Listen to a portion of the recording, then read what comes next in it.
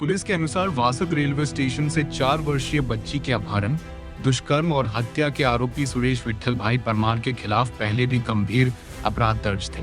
Police का कहना है कि वर्ष 2020 में उसके खिलाफ दुष्कर्म के बाद हत्या का मामला दर्ज किया गया था। इसके अलावा इसी वर्ष बोरियावी क्षेत्र में महिला से दुष्कर्म के बाद हत्या के मामले में भी सुरेश परमार की संलिप्तता के परिस्थितिजन्य सर्कमस्टेंशियल साक्ष्य पुलिस को मिले हैं। इस मामले में पुलिस आगे की जांच कर रही थी। पुलिस का कहना है कि उपलब्ध साक्ष्यों के आधार पर विभिन्न मामले की कड़ियों को जोड़ने की प्रक्रिया चल रही थी।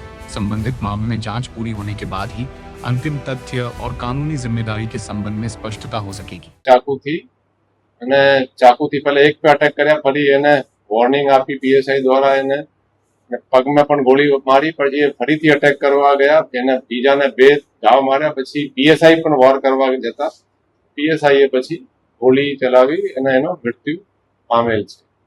જે આરોપી છે સુરેશ વિઠ્ઠલભાઈ પરમાર, એ છૂટક મજૂરી કરે છે, પણ એના ઇતિહાસ જોઈએ તો એને અગાઉ પણ એ સિવાય 2 રેપ વિથ મર્ડર કર્યા છે।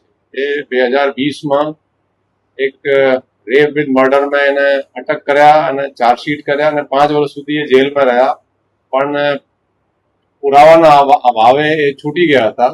પછી ફરીથી એને એક લેડીના રેપ વિથ મર્ડર કર્યા, એ પણ ગુનો દાખલ થયો છે અને આ જે છે જે બાળકીના છે એનો ત્રીજો રેપ વિથ મર્ડર કેસ છે।